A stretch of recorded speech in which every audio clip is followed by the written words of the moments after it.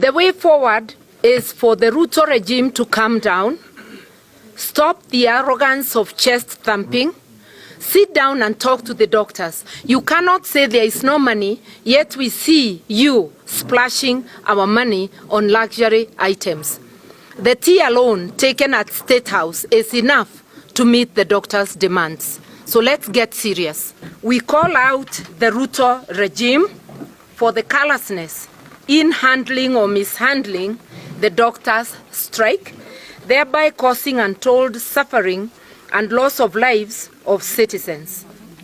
At the heart of the strike is the plight of intern doctors who are being left to stay unposted and unemployed for over a year and in some extreme cases for 7 years. It's happening when our health facilities are seriously understaffed.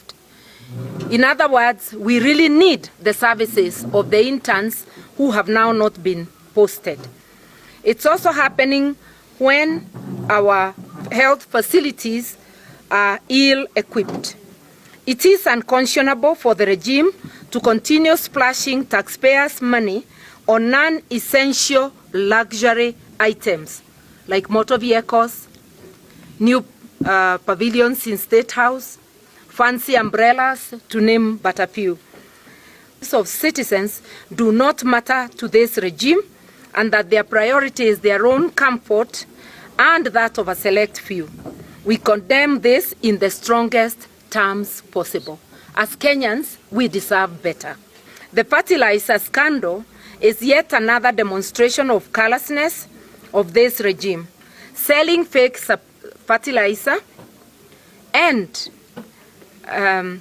seeds which are believed also not to be good enough, therefore fake seeds to farmers, is wishing hunger and death for Kenyans and especially the vulnerable, who are the majority. The fake fertilizer haste suggests a deliberate scheme to lower food production, to increase food insecurity, in order to force starving Kenyans to be at the mercy of food cartels.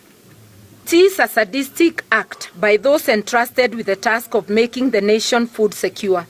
This shows that this regime does not care about its citizens, and its aim is to send Kenya to its deathbed, as food security ought to be at the heart and as a priority for any government. Do we deserve this as Kenyans? That's the question we must ask ourselves. That thousands of families in Dabibi farm within Naivasha can be dispossessed and face imminent eviction without a word from the regime is surprising, as it is sad. We are staring at the making of a humanitarian crisis of great proportions. Alas, for Dabibi, it is Ruto himself who is said to be the buyer in quotes, of the 5,000 acres from a Mr. Kipkulei. The curious questions that beg for answers are: when did Ruto acquire this land? How much did he pay? What was his source of money?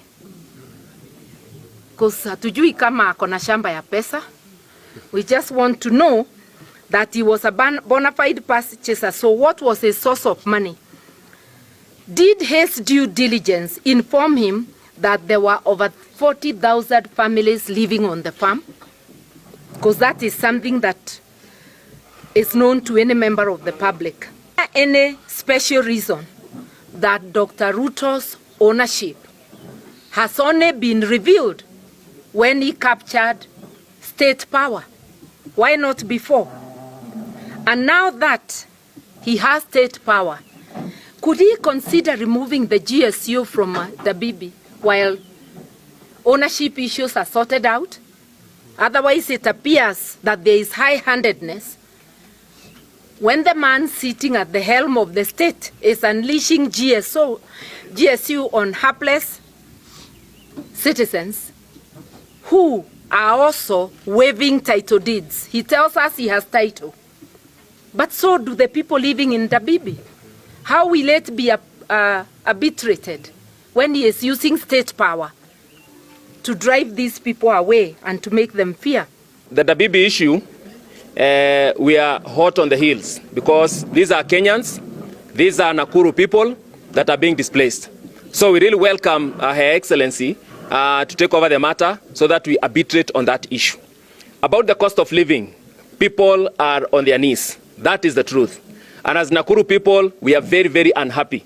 And we are calling out on this regime that we are not going to allow that one to happen. As has been well and ably articulated, we have the power to recall. We even don't think that the 5 years will come to an end. We really want to recall this government because it has oppressed the common mananchi. We are on the way in readiness for 2027 because in Kenya, we are not ready to play a second fiddle. We are playing in the first 11, and we are going to present, as we have declared here in Naivasha, that we are going to have candidates at all levels, from president, governor, senators, women rep, MPs, and also MCAs. So be ready for us, other counties.